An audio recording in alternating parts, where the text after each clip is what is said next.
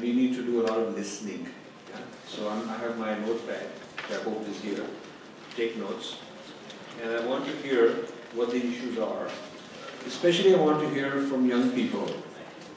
And rather than a kind of dump of problems, let's raise questions that others want to answer. So we format it in that way. Kamlesh, you are here? Please, you are on the panel? Yeah, please come. Please.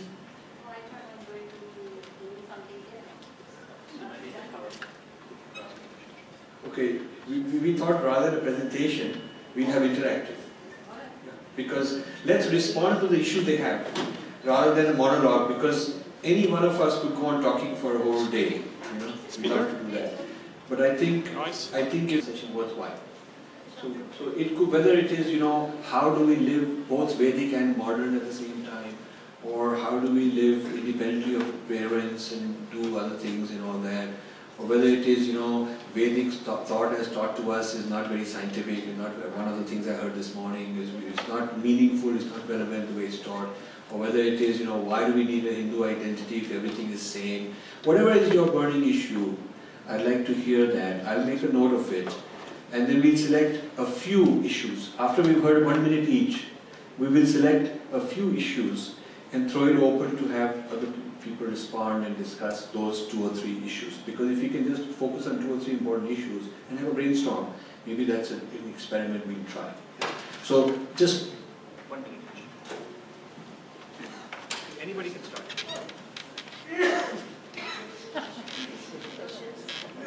1 minute each, youth only. 1 minute each. What are you going to do? Could you just let me...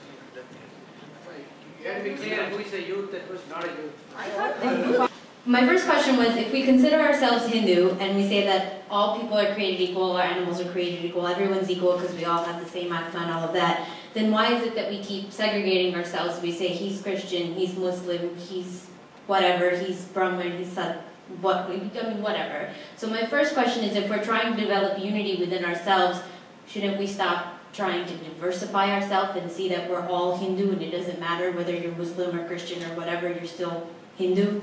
Like, because Hinduism isn't a religion, it's a way of life, so as long as you encompass that way of life, you should be considered Hindu. Okay, good point. I will repeat that. Next. Next point. And if we keep saying that Hinduism is not a religion but a way of life, then it shouldn't matter who we marry, because as long as they live the ways prescribed by the dharmic religion, then it doesn't matter what religion they are. So inter-religion marriage shouldn't be such a big issue in our community.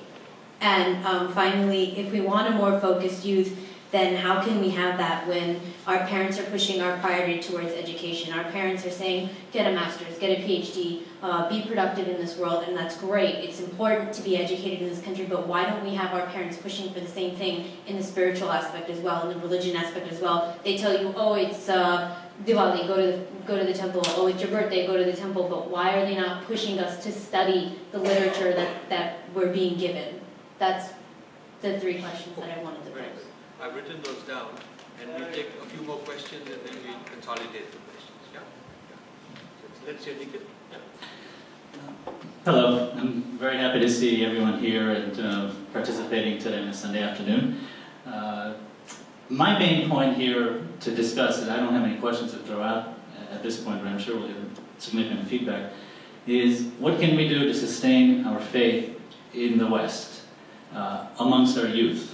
That seems to be a major concern amongst second generations and generations to come, me included because I have 2 young kids. What can we do to make sure that going forward our kids can feel the pride that they should feel in who they are, not only as an American but as an Indian American and a Hindu American? And I think that's the most important thing that we need to instill in them, and that's some of the things I'd like to talk about. I guess I also don't have many questions, but I think something that I'd like to touch on during the session is how can we make it relevant to our lives on a daily basis? When I remember I had a talk once at one of the HSC events, how the Bhagavad Gita will get you into medical school, and we had about 250 people show up for that event. And as you can imagine, actually really funny because it actually had nothing to do with medical school, but simple practices that you could use in daily life, whether you go to medical school, business school, law school, or in general, whether you're not going to school. But the fact that you put medical school in the title attracted a large proportion of people. And that just tells you that there's an interest in anything that can be applied to daily life. And I don't think that we understand. My parents, for example, tell me to meditate and do yoga every day. And they do it. They do pranayama every morning. They watch Swamy lectures in the morning, and they do it. But I don't think we realize the impact it has on our lives. We try it for a few days. It doesn't really make a difference, so we kind of wash it away. We don't see the benefits on a long-term basis. So that's my question. So, what I've written down, I'm going to recap. I think they all revolve around the common theme of Hindu identity. And when I'm reading these questions, think about it as issues of Hindu identity.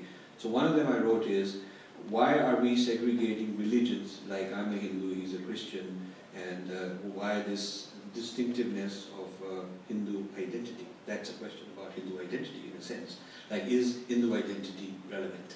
Okay, or is there even such a thing as Hindu identity? Second question is another variation of the same thing. If Hinduism is a way of life, okay, it's just a way of life, then what's the issue about intermarriages? That's also an identity issue. It's an issue that why is there an identity which separates the other from us, and so sees intermarriage as a kind of an issue. The third one is also an identity issue. What can we do to sustain Hinduism in the West among the youth? So that too is an identity issue, Hinduism. Because if you separate identity from practices, breathing is not an identity. You don't say, my identity is I breathe. Okay? Breathing anyone can learn, no matter what faiths they are, what identity they are. I mean, you could be in Al-Qaeda sitting in a prison, you can learn breathing. You can. You could be a drug culture person, you could learn breathing. So, if you are merely a collection of practices, like breathing, like asanas, then there is no need for an identity for that. You can, it's like saying, I eat dosa, or I eat pizza. There's no identity about it. It's just a way of life. So that's a very important question. That is Hinduism merely a set of practices. And these practices are unbundled, which means like clip art, you can cut and paste. Like when you download clip art on the computer, you can copy something, paste it here, copy something, paste it there. If Hinduism is a bunch of unrelated, sporadic, clip art-like practices, you can incorporate and pick, like an a la carte or buffet. You can pick out what you want and just incorporate it in your life. Then there is no such thing as Hinduism. A la carte is the Muslim version. Yeah, okay. So I'm still trying to get this point across. Then the fourth question was, how can we make Hinduism relevant to our lives? Again, are we talking about Hinduism as an identity, or are we talking about Hinduism as a collection of practices? Because if it's a collection of practices with nothing cohesive, no integrity, no need for a separate identity per se that holds these practices together, then those practices you can pick and choose the one you want into any identity. Then you can have a Christian doing pranayama, and of course you can do pranayama. It will give you the same benefits. So I think the common thread I see in all of these questions is is there a Hindu identity? What is it if it's just a way of life? And what is the relevance of such an identity? Does it have any benefits today? And then we can ask questions like, are we protected and propagated and so on. So really the core question that you have, seeing all of you, is the nature of Hindu identity. Now I have a lot to say on what is Hindu identity, what is distinct about it, why there is a Hindu identity over and above all the practices. You can have all the practices, this one, that one, that one. But in addition to all that, there is something called Hindu identity which has a certain value, and then we can talk about things like, how then from there you can talk about intermarriages. Only if you have understood what is Hindu identity. Only then can you talk about intermarriages, because inter means A and B, but you need to understand what the heck is A. What is A that is entering with some other religion? Yeah? Now, do you want me to spend 2 or 3 minutes giving you my perspective on identity, or do you want to throw it open? We can hear other people's ideas on Hindu identity, what it is and why it's relevant. If you have people raising hands, I would like people to hear Otherwise, I have something to say about Hindu identity as well. But anyone on the panel? Let's hear your perspective. Okay, I will tell you my ideas because I researched this very carefully. We live in America, and first forget who we are and the question about Hinduism, and let's understand America as a land of identities in which we live. America has always been a land of identities. The earliest people called themselves pilgrims, and they called themselves Englishmen, and the other was Indian. The Native Americans were Indian. After the colonies, the initial colonies, had people from other countries besides England. They had Germans and they had various other kinds of countries. It was no longer appropriate to use the identity English. Then they started calling us, then the us became Christian. So the identity became Christian and the other became heathen. So it was the land of identities, right from the beginning. Then the Native Americans got converted. They also became Christian. So how do you identify the us? You cannot say Christian anymore because those brown-skinned people are also Christian now. So the identity became known as white. It happened in the 1630s, 1640s that the identities became known as white. And there were white laws, white privilege, white marriage, white this and white that, and the others were non-white. So American identity shifted from Englishman to Christian to white. Yeah? And then became, previously the Irish and the Italians, the Catholics were excluded, and then they had fights and violence, and before they were allowed to become classified as white mainstream Americans. And so the religion of America shifted from Protestant to Christianity because Catholics got included. And there's a book called How the Irish Became White, which I'd like one of you to read. You really understand the identity formation in America. And then there is another one called How the Jews Became White Folks, which also I recommend you to read. Because until 1940s and 1950s, the Jews did not think of themselves as white people. This is a Jewish anthropologist writing a book saying that her grandmother's generation did not think of themselves as white people, and nor did the white people think of Jews as among them. So there was a very clear delineation of us, them, and hence the identity had to be fought for them to become white. So this is the trajectory of becoming assimilative. These are the assimilative people who said we assimilate and we do not have a distinct identity. What is common to these assimilative people is A, they were all European origin, and B, they were all Judeo-Christian. So they were assimilatable. Blacks did not enjoy the same privilege. They were never assimilatable. So blacks made a separate identity for themselves. Okay? Now come the Hispanics, who are closest in their identity dilemma to the way Indians are.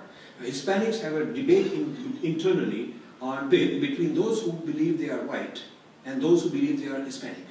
And the question is, well, if you are Hispanic, what defines you? Hispanics are Christians, so what is making us different from other Americans? And their marker, their signature, their logo of difference is Spanish language. So they've decided that we will fight for Spanish language as having rights in America, and this is so important because as long as there's Spanish language, there is this identity known as Spanish, Hispanics.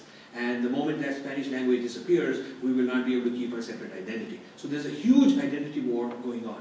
Now there is another identity war with gays in this country. There's an identity war with Muslims in this country. There's an identity war with Chinese Americans in this country.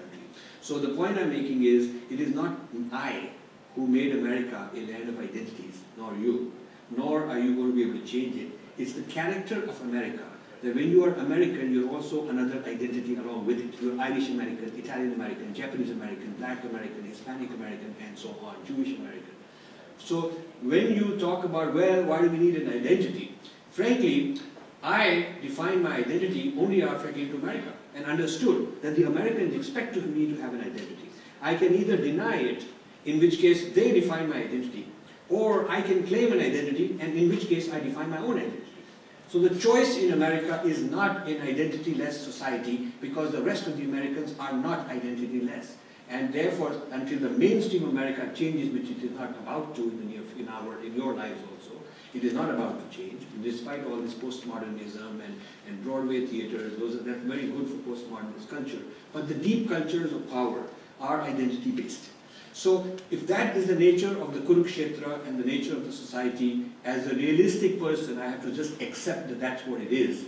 And I choose to create a positive identity for myself, which I can project, which I can define, which I can live in, because that's what Americans expect everybody to be, is to have a certain identity.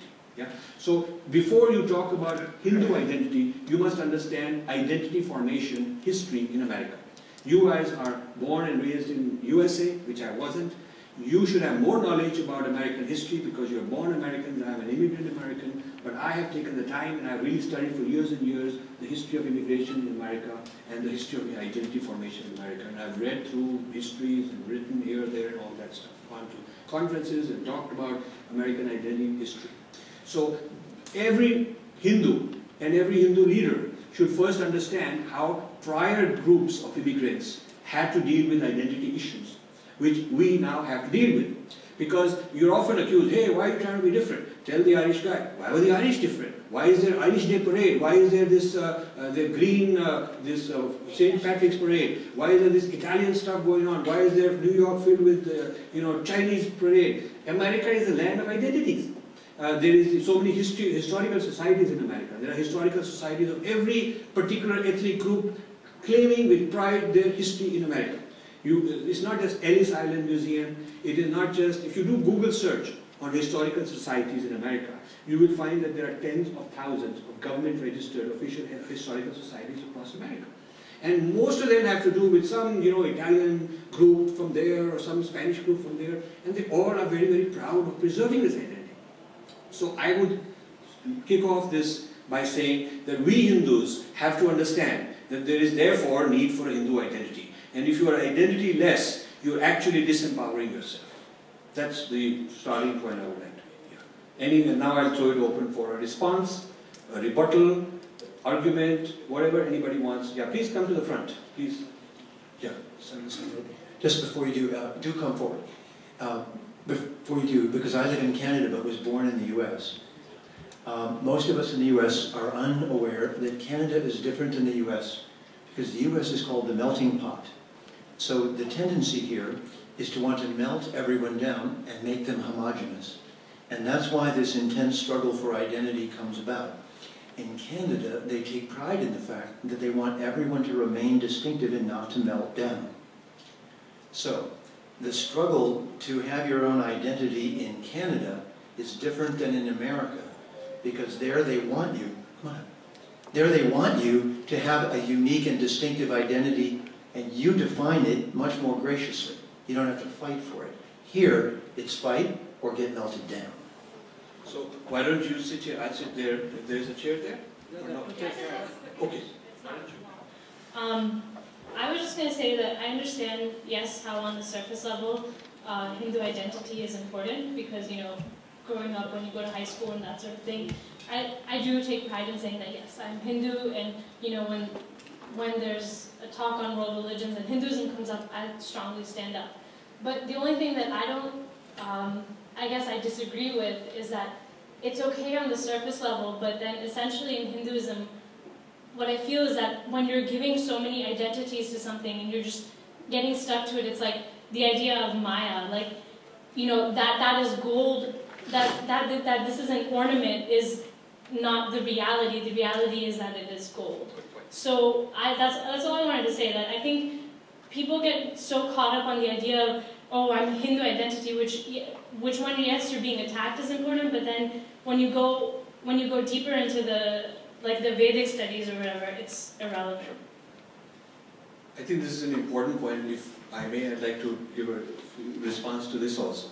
So if you look at Hinduism, non-duality, Advaita, right? Your name is Jay? Jaya.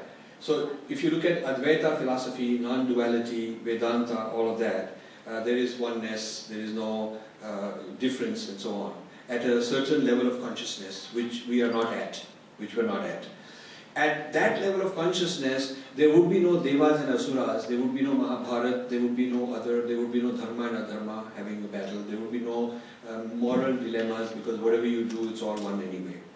But in the world at which we live, there is karma because there is duality. In the world which we live, provisionally in which we live, there is action, there is accountability, there is dharmic action, there is non-dharmic action. So the mere basis of the whole Gita, the basis of the whole dharma is that in the world in which we currently are, there is difference.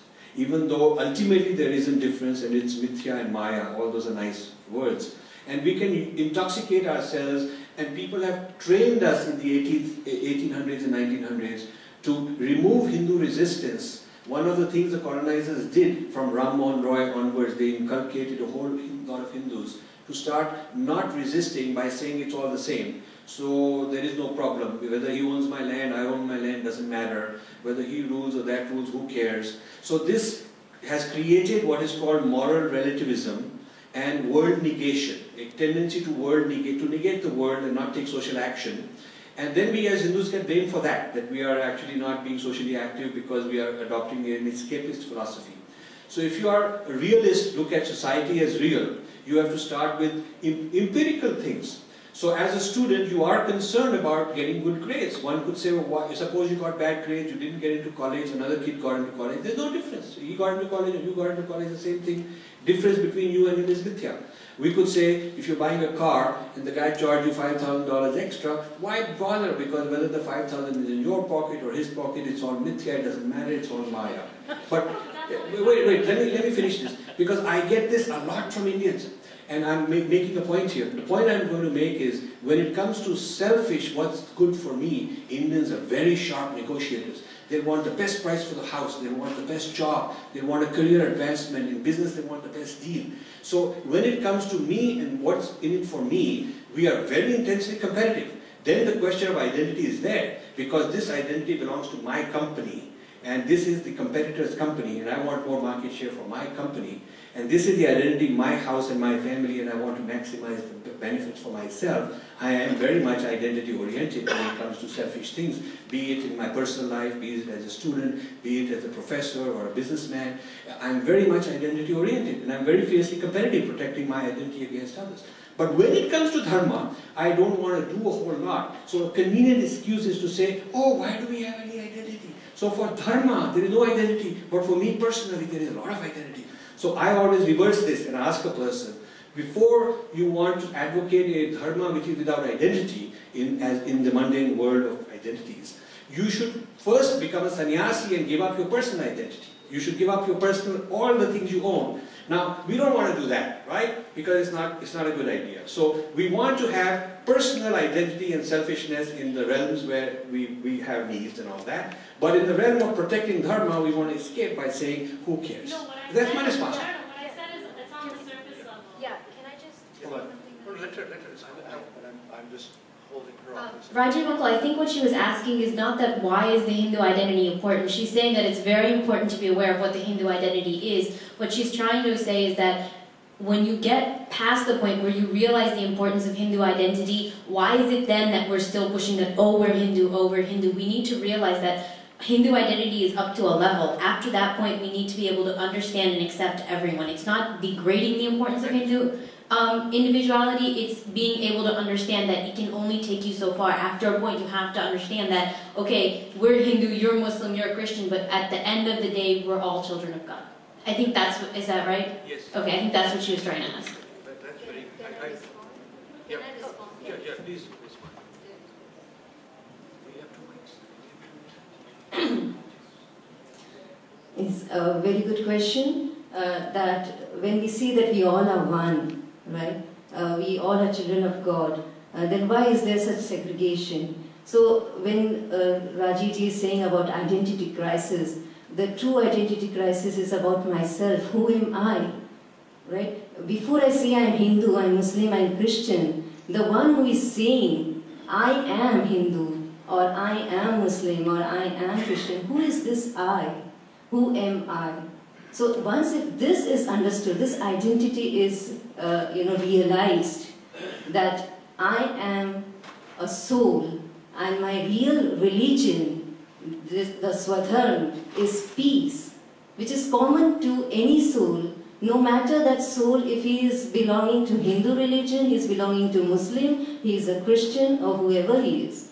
Every one of us, each one of us here is a soul. And that is our true identity, about being a soul in this body. But when we are not in this identity of being a soul, but when we come into the consciousness of that I am in this body, maybe white body or brown body or black body, then all the other religions start. And therefore there is a disunity. So once we are in this identity that I am a soul, and my religion is peace, no matter even if you are a Christian, what do you want ultimately? Peace? Everybody wants peace. So peace is my true religion, dharma. Very good point. I absolutely agree with some of the points made on this panel. Identity, as Rajivji said and others have said, is forced upon us. You know, in reality, we have to deal with the identity issue. There's no two ways around it. Idealistically, we would love to be able to be in a situation where we don't have to worry about who somebody else is that we're working with in the business level or spiritual level. But we do have to be cognizant that in the Western culture, people identify themselves by their identities in many situations. So here we are in the second and third generation as a community, Indian Americans and mostly Hindu Americans. How do we then make sure that we sustain ourselves in this community moving forward? That is going to be the key. If we look, as Rajivji mentioned, to prior generations of Irish Americans, Italian Americans, what have you, how many of those people who immigrated here now sustain themselves within their faith and their culture 3, 4 generations out? We have to learn from that. One of the things that we faced growing up with our parents having to, as has been said rightfully, prepare the foundation for us, is that we lived in this community not having any identity and trying to assimilate in one way or the other. Are we Americans? Are we Indians? Who are we? I was told that I was an American Indian. People used to joke with me and dance around and go, oh, whoa, whoa. When I was in elementary school, and I thought I was an American Indian for a while. So the point is that now we're beyond that. Now we have a basis for identity. Our parents are so successful. We have role models that are reaching the highest levels of offices, public and private. You know, Pepsi, everywhere else. We need to use that to show people that, you know, part of the reason they've grown is because of their faith. If we can have respect and understanding of what our faith is, then it'll be easier for us to accept who we are. And I think that's what we need to do. Just a quick thing before I give you, you raise your hand. I think it's very important to understand that in our dharma, there is the Adhyatmic world, where I strive to deconstruct the self. I'm really deep into that in my sadhana. So it's a very it's advice 101 which was said over there. The Adhyatmic or inner realm where you deconstruct the self, you witness yourself, and it's all a Nam-Roop, which is acting, and you try to calm it, and so you live in there more, you go inner and inner in an identity-free self. And then when you have no more identities left, like I'm not Rajiv, I'm not the son of somebody or a father or this or that, and I'm not really this body or this mind, then I've sort of liberated myself from all the identities and from the body, and then I've attained moksha, and then what I really realized is that truly my identity is as a supreme being. I understand all that, we understand that. We do really understand that. We've had so many talks on that, and we practice it, we understand it. But we are here in also another world, which is a social world. There is Adhyatmic, which is inner, and Laukic, which is worldly. Dharma is both. You are an Adhyatmic being having been put into the Laukic world. So you also have to live according to the Kurukshetra, according to the time, place, context. You have to live in that. So while the inner quest is to become free of all these identities, I have to play a role in the outer world. So which means that the capital I, as they say, the true self, the higher self, the Brahman, the Atman, has to deconstruct the small I of being Rajiv and this man who has all these issues and problems going on. The higher self of I is the true identity I have. But I have been asked to play a role in the social world as in the Leela, as the Rajiv. So while playing the role, while being the I, so capital I, which I understand really well, we can talk for hours on that. While being the capital I, the true Brahman and Atman, the Dharma says that I have been placed here in the Leela to be the role in the role of Rajiv. So I am talking about Rajiv role having an identity. It's like there is a Leela going on, and I am supposed to be a cricketer, or I'm supposed to be a movie star, I'm supposed to be a beggar. That's the role I'm playing. I know that I'm just acting it, but I'm really someone else. But 24/7, since I was born, I'm playing this role of Rajiv. Okay? So the idea is that I have to understand that's not really who I am. That is one quest. But the outer quest of playing the role of Rajiv, I can't run away from. So the inner quest is not based on running away from the outer journey. This panel is not on how to achieve moksha in a weekend. We are not here for a weekend moksha workshop, frankly. We already have those paths, each of us who have gurus, but we are here trying to understand in the socio-political economic dimension, the society of America that we live in, what is our identity in the roles we are playing. So first I want to clarify this misunderstanding, that being a Hindu, having no identity, is in the inner realm, what we all understand. But the Hindu without any identity, the inner being, is asked to play a role in the Leela where he does have an identity. In this Leela, he is a Kaurav or a Pandav, he is told. He is a Devata, Rakshasa, there are forces like that, we know. So in this outer realm, there is identity. In our case, the outer realm happens to be America. We must understand that Kurukshetra very well and not imagine that this is some Devalok where there are no identities. Okay? So that's a delusion a lot of our gurus have actually propagated because they fail to differentiate between Adhyatma Vidya, which is what you should practice in your private, and the Laukika Vidya of living in the world as a Hindu. This differentiation we haven't had. Therefore, a lot of our people are confused. The moment there is identity, they want to escape from it, they start quoting Vedanta and saying, oh, I have no identity, I'm this higher self. But that is not true in the context of the Leela where the discussion is taking place. So let's make a few principles. One, we are having a discussion about the Laukic world, outward world, the world of Leela. This world does have identities because we're playing roles. And in our particular Leela, it's the American Leela, American context Leela, where we must understand how this identity works here. So now we come to the discussion saying, okay, from a pragmatic point of view, in this outward world of Leela, knowing that I am actually an identified person who was never born and never died, knowing all that, I now have to play this role within identity, within context. Okay? And now the question is, in that role, is there relevance of a Hindu identity? That is a very important breakthrough we made. Yeah. It had to be made clear, I think. Yes. Yes. The discussion was something totally different. Yeah, because the people are avoiding one discussion by quickly putting into another discussion. And our gurus have not got spiritual level. I mean, we have to reach it, but that is not the main. Yeah, you have to live a practical life. To add to the discussion, I would like to quote an aphorism of Sri Arvind. He says that ego was the helper, ego is the bar. Now the idea is that the transcendence of identity or ego is extremely important to have a connection with the spiritual or the divine. But if your ego is not properly formulated or formed, it is an immature ego. What we call in Sanskrit, it is aparipakva. It is not right. And if it is not right, in psychological terms, what it is going to lead to is spiritual bypassing.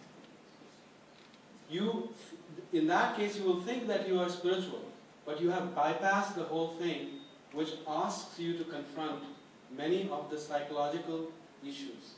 And I think that is the reason that the formation of identity is extremely important. If you do not form your identity properly, then the transcendence of that identity is not going to happen. Just like if you do not have a good formation of the ego, then the transcendence of the ego will be. Thank you very much. Very good. Come again. I think once we've reached a point where we feel, okay, we've defined the need for identity in the Laukic world of Leela, then I'd like to move to part 2 of our discussion. But let me have just one more comment. Thank you very much. So I want to frame this conversation in terms of the 4 Purusharthas, Artha, Kama, Dharma and Moksha. Are you all familiar with that? Now, most of us in our lives live in the world of Artha and Kama. Your parents, my parents, we live in the world of making money, gaining security, raising a family, etc. When we meet the spiritual people, like the gurus and the acharyas, we get introduced to concepts of moksha, Atman, Brahman, etc. What happens very often is that the whole realm of dharma gets bypassed. The problem with bypassing dharma is the field in which we form, shape, construct and express our identities, not just as individuals but as groups. So Kundan talked about identity formation, the importance of maturing the ego before you can transcend the ego. That I still think that's at the level of an individual, but there's also the level of forming an identity as a group, as a civilization, as a community. And Hindus have been weak in forming a civilizational identity. It's a civilizational weakness which we are beginning to address with the great work that Rajiv has done and others have done and so on. If you start your lives recognizing the weakness, you will have a far better chance of expressing your dharma in the world responsibly. Because dharma is responsibility, fundamentally. You have a responsibility as a Hindu for the world. You and I have been given this Brahma Jnana, this Vidya, Brahma Vidya, which we have to preserve for ourselves, for future generations, for the world, not just for Hindus, but also for non-Hindus as well. So that's my point. Thank you. So why don't you come with, yeah, please come. I had a conversation with a very well-known, I won't name him, Advait Guru, who's teaching Advait. And he said, I do not want to, I recognize the need for identity in the outer Lockic world, the social world.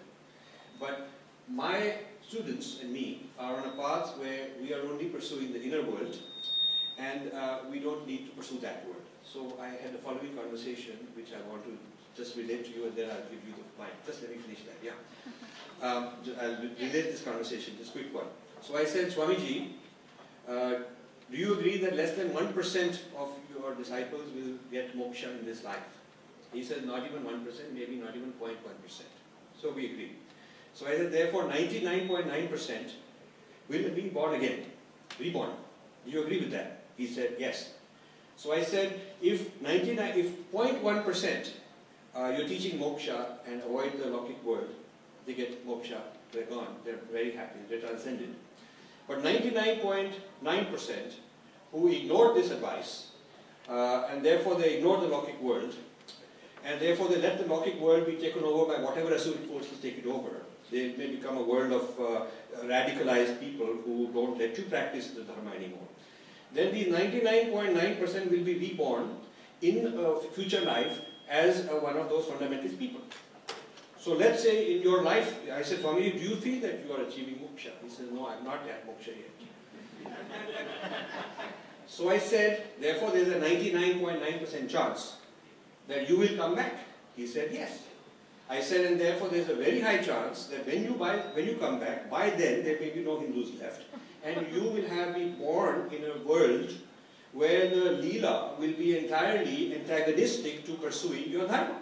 You may not even be allowed to do all these things.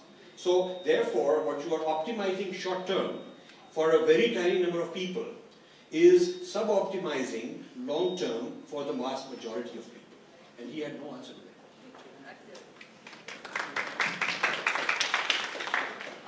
I want to make a point on what Kalyan said. You talked about Artha, Kam, Moksha and Dharma. But we were more specific on Dharma. But as a very, as an individual, I'll not talk as a group. I don't want to talk as a group because I want to get an answer for myself. I'm very specific. So, in very simple words, being in simple language for a normal human being, just to understand, if we have to work in a group, first we have to understand what we want or what an individual wants.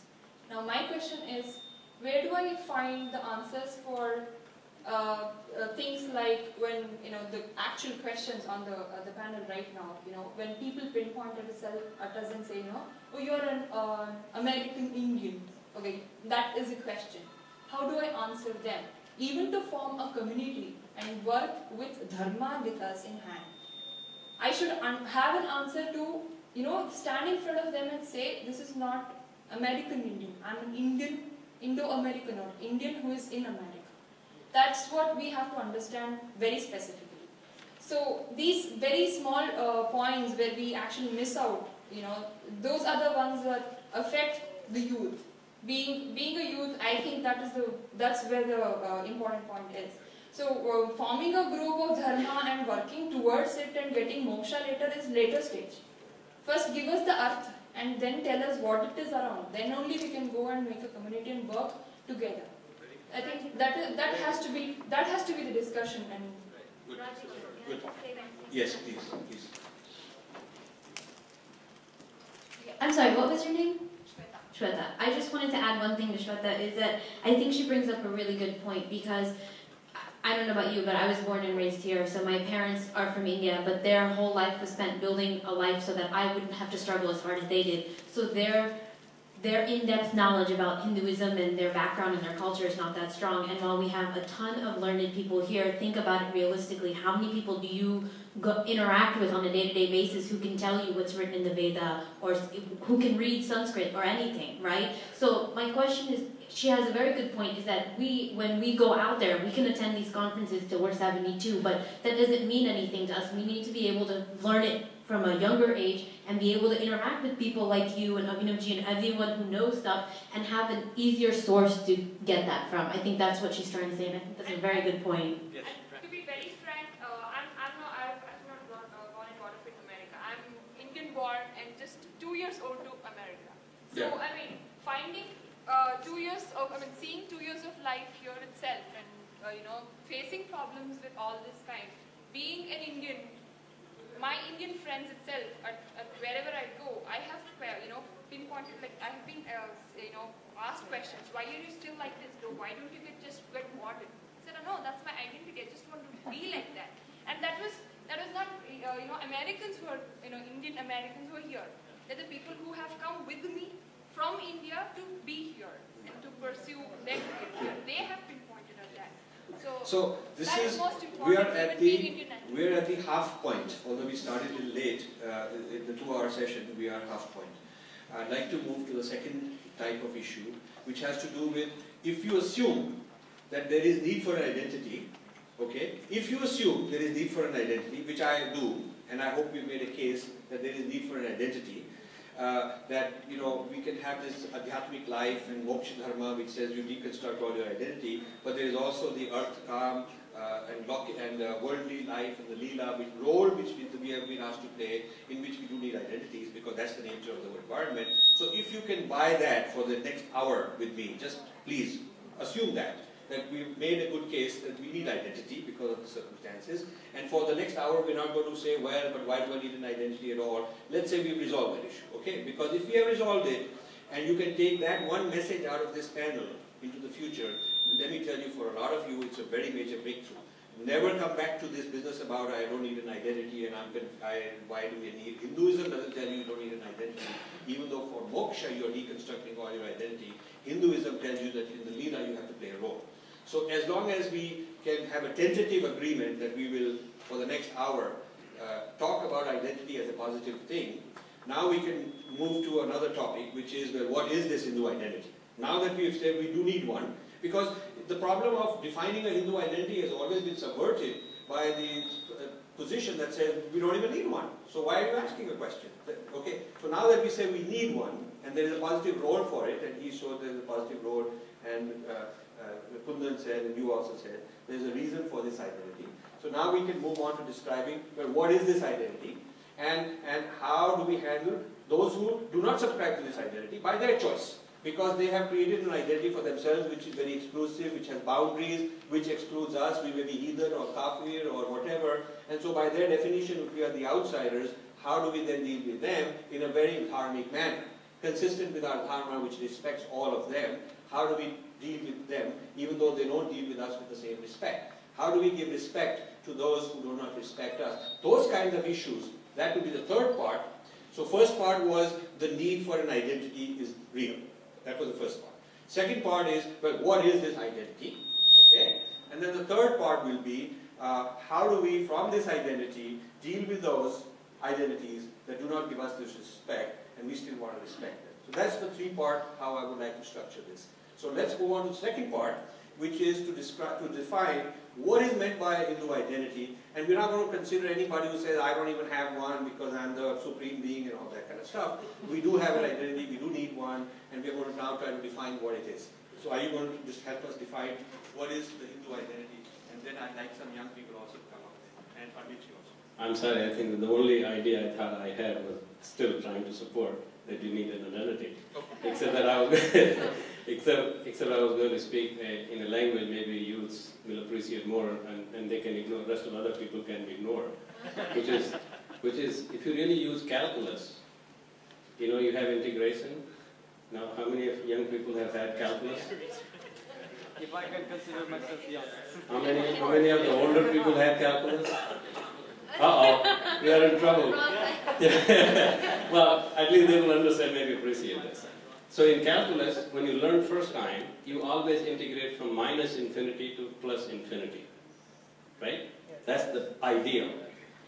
But when you really solve problems, you are either 0 to, no, now you don't go to infinity, actually you go to x1 to x2, t1 to t2, and that defines identity. Because if you try to do minus infinity to plus infinity, you never get a solution.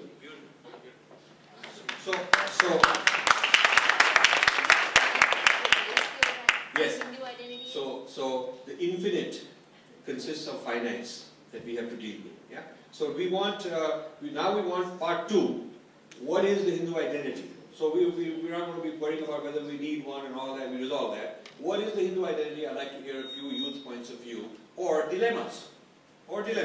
Saying, okay, whatever your dilemmas are or issues or questions, let some youth speak and then Panditji. Yeah, okay, come. Any youth. What is the Hindu identity? What do you think Hinduism means to you as a person? Distinct from, in other words, you cannot include in an identity, definition, such that nothing is excluded. Because then dharma is also being included. Then it means moral relativism. That called moral relativism.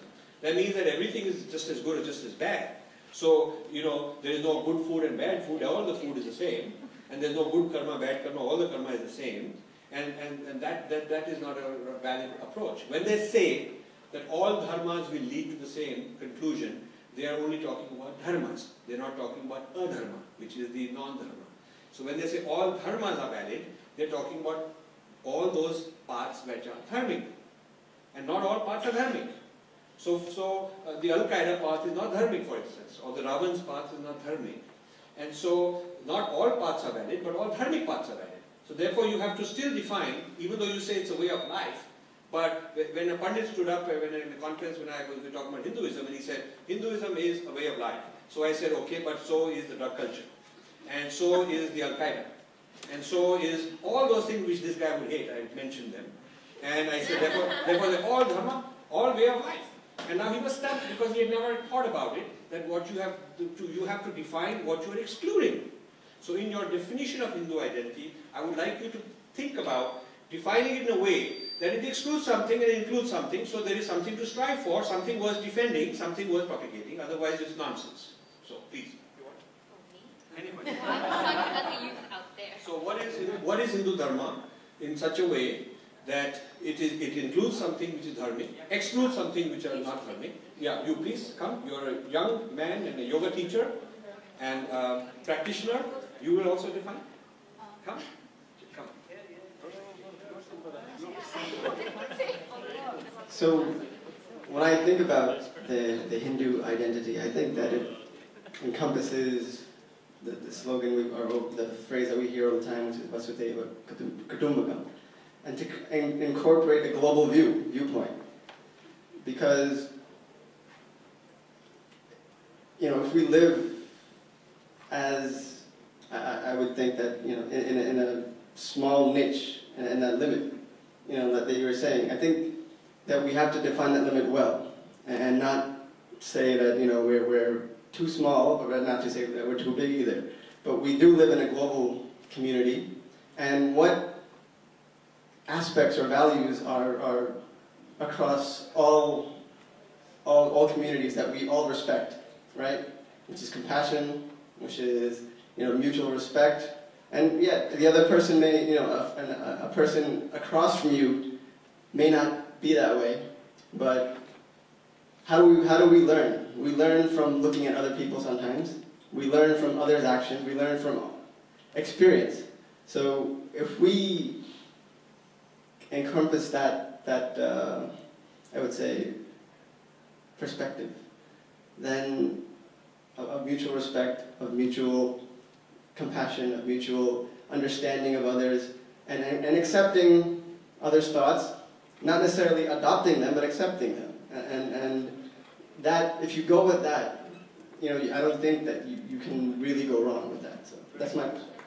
So a key point is mutuality of respect is very important dharmic element. I do want to comment on the whole world is a family by pointing out that a family does not make them all identical. You can have a family where a bunch of good guys, bad guys, all in a family. Some are more knowledgeable, some are less evolved. So when you say the whole world is a family, by itself that statement does not mean we are the same. We are a family, which means we all live together, we have to transact with each other, deal with each other. But there is, like in a family, there's some more senior people, junior people, there's some person who needs help, who's handicapped, somebody's ahead of others, some guy's a crook, some guy's a noble person, they're all part of a family. So the fact that the world is a family does not really translate into anything more than the fact that we all have to coexist with each other. It did not say that we are identical clones. It said we are a family. So there's a difference between identical clones and a family. So that's an important point. But still, the point he made is a very good point, that one of the positive things we can say in the thing called dharma is mutual respect for all people, for each other. But I really like that he added the word mutual, because I'm going to come to that and make a case that this mutuality has to be reciprocal. This mutuality has to be reciprocal. And just so I warn you where I'm headed, because then you all can talk and you know in advance where I'm headed, I'll put my cards on the table. I'm headed that mutuality has to be a necessary condition before I include the other person. And here's the reason I'm going to give you. In the body, there's a wide diversity of cells, many kinds of cells in the body. But the cancerous cell does not respect the others in the way they all respect each other. The organic, normal, healthy cells respect each other. But the cancerous cell is a predator, which says that I do not respect your integrity. It's not an exchange of between diverse cells that we are trading things and molecules and so on with each other, because I'm going to actually prey on you, and my goal is to convert you to become an identical cancerous cell like me and keep expanding my turf. So the cancerous cell is not believing in mutual respect, okay? And the cancerous cell is that which therefore has a prey. It wants to prey on this cell that believes in all the world is nice family and we all live with each other. And it gives the normal healthy cells, gives falsely, foolishly, mutuality, gives a respect and acceptance to the cancerous cell, and the cancerous cell does not respond in return.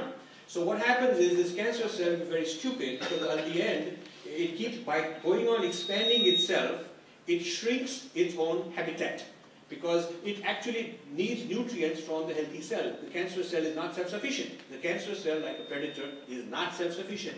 It needs to eat its prey, and the prey is the healthy cell. It needs to keep expanding once it's metastasized. Okay? That's what a cancer cell is. It needs to keep going on expanding. And as the cancer cell continues its agenda of expanding, its habitat keeps shrinking. So what happens is the patient dies in the end. And what happens to the cancer cell when the patient dies? The cancer dies. Because when the no more prey is left, the predators also go extinct. So there's a stupid system of that kind. So therefore, if you say, we respect everybody, including the cancerous cell, well, he's going to get you and finish you off, and then after he's finished you off, he'll have nobody else to finish, and they'll all go after each other in a dog-eat-dog world, which is where we might be headed. And that's not a good thing. So you have to, while remaining sattvic and dharmic and non-violent and ahimsa, you have to find a way to get inside the cancerous cell, infiltrate the guy and somehow turn him around. You have to do that and not just accept him the way he is doing his thing. That's where my position is, and I want to put it on the table, and I'll be arguing, but I want to give you a chance. Just really quick, 2 seconds. I think, if my understanding is correct of what Mitesh was saying, when he quoted that line about family, I think he was saying not more that we should all be the same, but understand that when you live at home with your family, each and every one of you are individuals, but you live together as a family unit. At the end of the day, you stand strong together because you are connected. So I think what he's trying to say is be able to accept, just because your brother didn't excel or your sister didn't do what you did, it doesn't make her or him any less of a person. Learn to accept everyone around you is what I think he was trying to say. I might have screwed it up.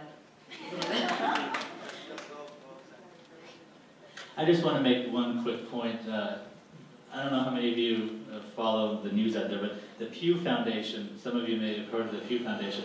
That, I don't know, why is it with me? I promise you that I am a human being. The Pew Foundation recently released a report on religion in the public limelight. They have a detailed report. 87% of Hindus were found to retain their religion from one generation to the next, according to this study. That's the highest of any religious group that was surveyed. So that's a good sign for us, but that means we've just started. You know, we're a recent community in this country, so hopefully we can keep it at that level moving forward. Second point, according to, Hindus believe in the philosophy of pluralism, pluralistic nation, and we hope we can all not only live together, but respect each other, as Rajiv was saying. Hindus, again, highest level of understanding and tolerance and pluralistic approach to other faiths, 92%. Keep in mind that other major faiths, if you look at from business model as our competitors, are at least a third below that, about 60%. So that means about a third to 40% of those don't believe that other faiths such as Hindus should have that same right. So I think the example that Rajiv gave with respect to the cancerous cells, if you apply that practically speaking, I think you know what we're getting at, is that that's the reason we need to have a pride in our identity. Doesn't mean that we have to be crazy about it and be foolish. We should not become the cancer. We shouldn't become the cancer, but we cannot be naive to let the cancer take us over because it is out there. So a dharmic strategy could be, you keep your healthy body so nutritious, so strong, that you resist the cancer. You don't become the cancer and become violent to zap him with the chemotherapy or radiation therapy or something like that. You don't turn violent on them. But the reason for identity as a healthy cell is so that we understand we are not the cancer, and we understand the cancer is out to get us, and we have to be strong enough to withstand that without turning into a cancer ourselves. So we should ask, as part of that clause, we should always ask, in our identity, we should always ask that all methods, all ways of conceptualizing the divine and the Supreme Being are allowed to be allowed. You cannot say that the divine and the Supreme Being are only male, and therefore the goddess is to be banned because angry God will come at you. So we have to insist that the whole world of possibilities of conceptualizing the divine that everybody has or will develop in the future have to be allowed as part of what our dharma says. Secondly, we have to allow this business of we cannot access the divine through images because they have been banned. We don't accept that. We cannot accept that because it's not our way. Yeah, we don't buy into that interpretation. Maybe somebody else got a certain commandment, thou shalt and thou shalt not. But when God was saying thou shalt and thou shalt not, thou means you, not them. And he was talking to you as a certain tribe in the desert. You won't do this, you will do that. He didn't say you have to go and tell them not to do it and tell them not to do that. Thou is a second person, not a third person. So these are commandments to the people being addressed. And the people being addressed were not in South Asia. They were being addressed somewhere else. And he did not say, I've given you a franchise to go and tell them that. Okay, so you can argue. You can argue that point. You can say the same divine came to us, to our rishis and our avatars, and gave us different instructions. So it's not my fault. I have to be a Hindu because that's what I've been told. And you have to be doing your thous and thous nots because that's what you were told. And so just like I wasn't given a franchise over you, you were not given a franchise over me. So this is how we have to be able to argue. Thank you. Let me share something personally. By the way, as an old debater, Mahavakyas don't cut it.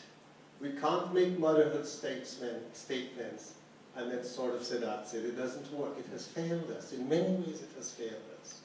Vasudeva Kutumbakam is a nice thing to say with all due respect, but you know what? It works quite when you're dealing with another culture. I was born in the Caribbean. I left India 170 years ago. I am a Hindu. How did that happen? I swayed. I veered from the path. I lived for 30 years in Ontario. Multiculturalism is embedded and enshrined in the Canadian Constitution. This concept of melting pot, I hate to come back to the first part of the discussion, but this is relevant. The melting pot concept is a falsehood statement. If it were such a great statement, we wouldn't have an issue of argument around identity. We're being duped when we talk about melting pot ideas. It is an idea that went way back when it's useless. Let me indulge you some yes. Hindus call me Caribbean Hindus, and I find that insulting. And it comes from a place of their own lack of identity, their own struggle within themselves. I have 5 generations of struggle behind me, and trust me, what you're going through now is only the tip of the iceberg. You will intermarry, you will do drugs, you will veer off the tradition, and if you have a strong grounding, you'll come back to the center. If you don't get it now, you'll never get it. Thank you.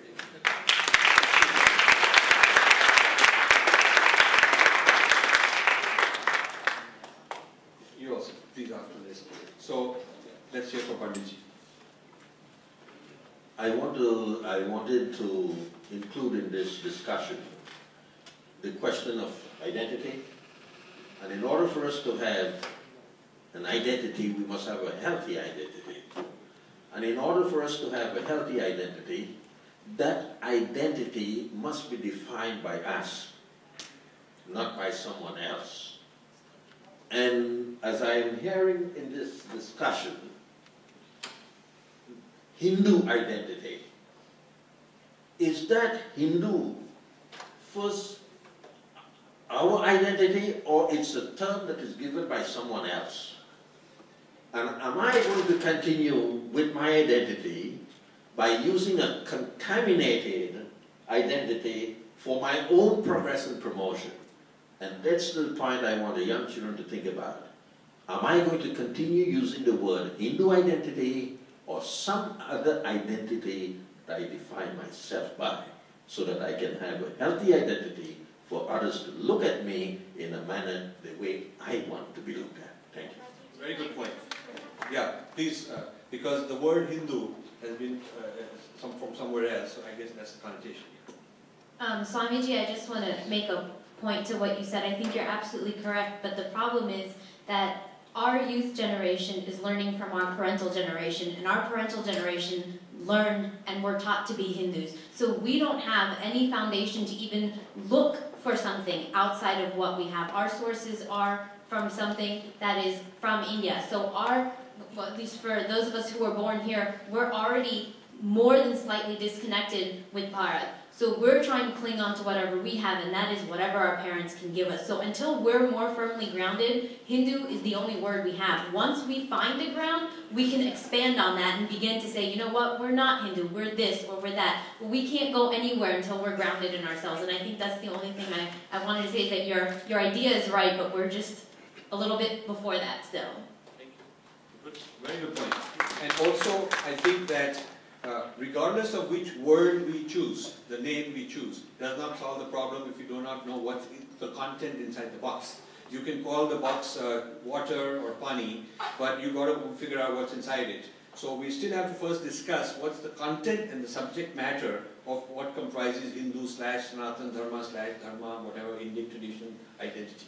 Whatever by name you want to call it, you still have to define what's the content of that, and that's an important exercise. Hindu is one who follows consciously or unconsciously This is a broad definition. Hindu is one who follows consciously or unconsciously a path of dharma and or practices that is or are in consonance with a given Weltanschauung or a created Weltanschauung, hitherto absent. This would definitely include all the religions of the world. Second one, which is a narrower part of it, I'm finishing, just 5 more seconds. Hindu is one who follows consciously or unconsciously the path of dharma and or practices that is or are in consonance with Indian Weltanschauungs minus Buddhism. I don't know whether I should call it as an Indian Weltanschauung because they have a separate religious identity. Thank you very much. I think, of course, the issue is then what is a Dharma and what is a Weltanschauung, and is the Al-Qaeda a Weltanschauung, and is the drug culture a Weltanschauung, and what criteria? If you say it's a way of life which is a Weltanschauung or something, then you move the target to something else, and now you have to define what's a valid Weltanschauung, what's not a valid Weltanschauung, and by what criteria. So really, you've gone around in circle. I would submit you still have to come up with something which is self-referential and does not refer to something else beyond itself. I mean, not to get off topic here, but I'd like to get back on topic. I mean, we're not answering the question, and I think a lot of the youth here would like to get back to the point is how do you reconcile the Hindu identity with identities that directly conflict our way of life? And I don't know if you can answer that directly, but I don't want to go off topic. I mean, it's a very, very simple question, and I can't answer it myself, and I think it'd be important for somebody to answer it. The third part. The third part. We spent most of the time on the first part arguing do we even need an identity. We spent a lot of time on that. But it was good progress because most discussions get stuck on that hurdle. At least we've crossed it. From now on, we should not have that hurdle. The second part was, well, what might be inside this identity, by whatever name you may call it, but what are the contents? And the third part is, how does a person with this identity deal with those who do not subscribe to it, who may even be hostile to it? So in other words, put it very bluntly, how would a person with a Hindu identity deal in America with those who don't think much of Hindus and who have a different identity? What should be our strategy? He's asking that we get back to that point, and I agree. Okay, I'm just going to give a couple quick closing remarks. I hope that when the youth came here, they weren't looking for answers, but they were looking to their sources who will be potentially putting them on the path to find answers. Please understand that our sources around us, our parents, our uncles, our friends, whoever, there's no one that knows the answers to any of this. So what I want the youth to gain from this is kind of the motivation to go out there and look for the scholars like Rajiv Uncle who can put you in the direction to where you need to be. Older generation, I want you to get something from this too because this was an intergenerational thing. I want you to also be motivated to look into your past because your children are coming to you. They're looking at you for answers. So if you don't have it, you're not helping us. So this is also directed entirely towards you. If you know it, great. If you don't know it, please look it up. We need you to help us. Okay?